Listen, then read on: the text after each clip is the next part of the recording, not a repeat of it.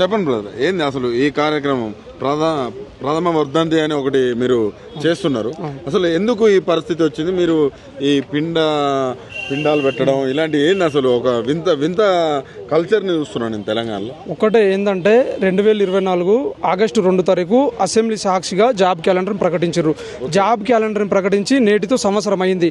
అంటే అప్పుడు విడుదల చేసి అప్పుడు జాబ్ క్యాలెండర్ చంపేసారు. ఎందుకంటే భారతదేశంలో ఎక్కడ చూసుకున్నాం కూడా జాబ్ క్యాలెండర్ విడుదల చేసి కొన్ని పోస్టులు అట్లా జాబ్ క్యాలెండర్ ప్రకారం ప్రకటిస్తారు, కానీ ఎక్కడ కూడా జాబ్ క్యాలెండర్ ప్రకటించలేరు.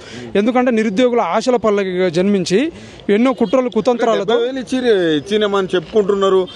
70,000 ఉద్యోగాలు ఇచ్చినాము, 2 years ఇంకా దగ్గరికి రాలేదు, మళ్ళీ 1,00,000 ఉద్యోగాలు దాకా ఇస్తామని అంటున్నారు. ఇప్పుడు వాళ్ళకి క్లారిటీ లేదు. 100% 70,000 ఉద్యోగాలు ఇవ్వలేరు. 70,000 కాదు కదా, 15,000 ఉద్యోగాలు కూడా ఇవ్వలేదు.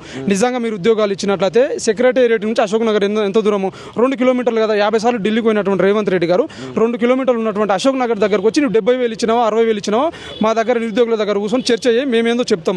ఎందుకంటే శ్రీధర్ బాబు గారు ఏమన్నారు? 70,000 ఉద్యోగాలు అని అన్నారు. రేవంత్ రెడ్డి గారు ఏమంటారు? 60,000 ఉద్యోగాలు అని అంటున్నారు. ఇంకో ఆయన ట్విట్టర్లో ఏమంటాడు? మార్చి వరకు 1,00,000 ఉద్యోగాలు అని అంటారు. అంటే వీళ్ళకు తెలుసు మేము ఉద్యోగాలు వేయలేము, నిరుద్యోగుల నుంచి వ్యతిరేకత ఉంది, నిరుద్యోగులను మోసం చేసినామని తెలుసు. అందుకే గతం లోపల ప్రతిపక్ష పార్టీ ఉన్నప్పుడు ఆకునూరు మురళి సార్ కానీ, కోదండరామ్ సార్ కానీ, బలమూరు వెంకట్ కానీ, రియాజ్ సార్ కానీ వారానికి 5 రోజులు లైబ్రరీలో చుట్టూ జరిగే రోజులు. ఇప్పుడు 20 నెలలు అవుతుంది కదా, ఒక్కసారి కూడా కనవాలేరంటే అర్థం చేసుకో ఎంతవరకు నిరుద్యోగులను మోసం చేశారు. కన్నా ఒక్క నోటిఫికేషన్ విడుదల చేయలేరు. గతం లోపల టీఆర్ఎస్ పార్టీ వేసినటువంటి కూడా మీరు కొంతమంది పేర్లు చెప్పారు, బలమూరు వెంకట్ కావచ్చు, అద్దంకి కావచ్చు, వీళ్ళ పేర్లు చెప్తున్నారు. వాళ్ళు ఎక్కడ కూడా మీరు 2,00,000 ఉద్యోగాలు ఇస్తామని చెప్పలేదని చెప్తున్నారు ఇంటర్వ్యూలలో. వాళ్ళు ఇప్పుడు చెప్పిన కన్నా కాంగ్రెస్ పార్టీ అంటేనే డైలాగులు మీడియం ఉంటే ఏదేదో మాట్లాడతారు. డైరెక్ట్ నిరుద్యోగుల దగ్గరకు వచ్చి మాట్లాడితే ఏదో తెలిసిపోతుంది కదా. మొన్న అద్దంకి దయాకరంగా అని వచ్చిండు, మేము అన్ని క్వశ్చన్లు వేసినాము, ఆన్సర్ చెప్పలేకపోయిండు, వెళ్ళిపోయిండు. ఇప్పుడు మీడియాలో అంటే ఏది బేకైతే మాట్లాడవచ్చు, కానీ నిజంగా అశోక్ నగర్ దగ్గరకు వచ్చి ఇప్పుడు ఎందుకంటే బలమూరు వెంకటన్న, రియాజ్ సార్ వీళ్ళందరూ గెలిస్తే మేము మా భుజాలు మేము మోసిన వాస్తవానికి. ఇప్పుడు గతం లోపల మేము కాంగ్రెస్ పార్టీకి ప్రచారం చేయకపోతే ఈరోజు కాంగ్రెస్ పార్టీ ఉండేదా?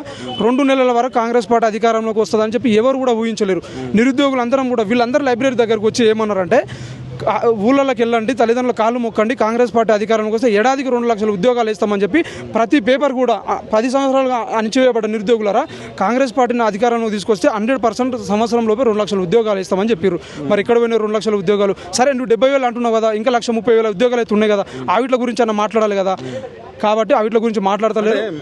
ఇట్లా కార్యక్రమాలు చేసే వాళ్ళు కావచ్చు, ఇట్లా ధర్నాలు చేసే వాళ్ళు కావచ్చు, మా ఉద్యోగాలు మాకు కావాలనే వాళ్ళు మొత్తం చదువు రాని వాళ్ళు, చదువు వచ్చిన వాళ్ళు లైబ్రరీలో ఉన్నారని రేవంత్ రెడ్డి కావచ్చు, ఆయనకు సంబంధించిన నాయకులు కావచ్చు అంటారు. వాళ్ళకేం చెప్తారు మీరు?